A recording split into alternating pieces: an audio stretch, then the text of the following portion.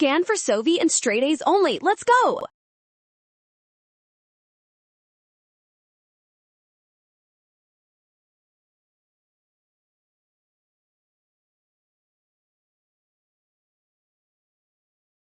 First, look at the table provided in the problem. We have 3 different gases, but notice that every single sample is kept at the exact same temperature of 298 Kelvin.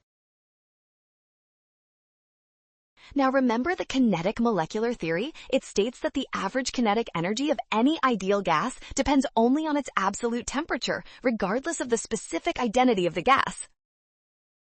Since the temperatures are identical for all 3 samples, their average kinetic energies must be equal. This means option D is the correct choice. You just crushed this tricky chemistry